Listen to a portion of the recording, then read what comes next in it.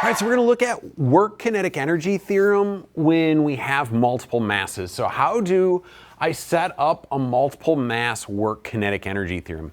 Okay, so multiple masses means we have a common force, yes? And so a common force means that the force is pulling this way on that one, but this way on this one. So the forces are in opposite directions, and that also means that their displacements are going to be the same. So we are going to have work in, but the two work ins are going to cancel each other out. So just the same as the internal forces cancel out, the internal works are going to cancel out for us here. Also, just the same when we did multiple masses, we had a common acceleration direction. We're going to have to do the same thing, but with velocity here. So the speed of one of the blocks is going to equal the angular speed times the radius, the connecting radius specifically there for the disk in this case. This method is really good for finding speeds and heights. So let's go ahead and read this question. So a disk with a light string wrapped around it is allowed to rotate about a frictionless axis. A block is attached to the other end of the string and released from a height h. Find the speed of the block and the disk when the block hits the floor.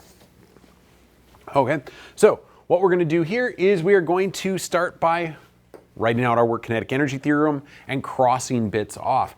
Now, because I have two objects, I'm essentially going to have to go through this 2 times. All right, so what I've done is I've said the disk is going to be blue. Okay, so there's no work in, no one is pushing on the disk, and specifically, yes, there's tension on the disk, but that's going to be the canceled out. That's my third law pair. It's a frictionless axis. At the end, the disk is spinning, but it's not moving. But there is some kinetic energy at the end. There's none at the start. The disk stays at the same height the whole time, and there's no springs. So all I have from the disk is I have a 1/2 I omega squared, because the 1/2 mv squared for the disk is 0. So all I have at the end is kinetic energy rotational for the disk. Now for the block, okay, so now the block, again, yes, there's tension, but that's the one that cancels out, so there's no work in. It's falling through the air, so there's no work done by friction. At the end, it is moving, but it's not rotating. Initially, it's rest. It does have height at the start, but not at the end, and there's no springs. And so here I have now, okay, so I have 1/2 m2v squared. So I have that mass moving at the end. And at the start, minus m2gh. I have that gravitational potential energy at the start.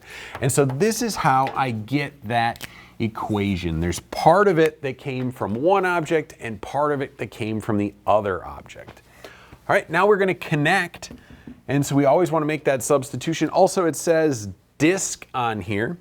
So now I have 0 is equal to 1/2. All right, and then it's a disk. So I have 1/2 m1 r squared. And v is equal to omega times r. So if I divide the r over, omega is equal to v over r. Square them both. So I have v squared over r squared, because r is our connecting radius here, plus 1/2 m2v squared minus m2gh. And the nice thing about making that substitution here is my r squareds cancel. Yes, so now I just have to solve for v. Okay, so now I have m2gh, move that over, and we're going to factor out a v. So I have 1/4 m1 plus 1/2 m2 all times v squared. We'll divide this chunk over, take the square root, and plug in our information. So m2 was 1.2. So I have 1.2 times 9.8 times a height of 1.2, all divided by 1/4 of m1, which was 8, plus 1/2 of m2, which was 1.2. Take the square root of all that, equals v. Now you'll notice they gave us the radius there, but I didn't need it. It canceled out.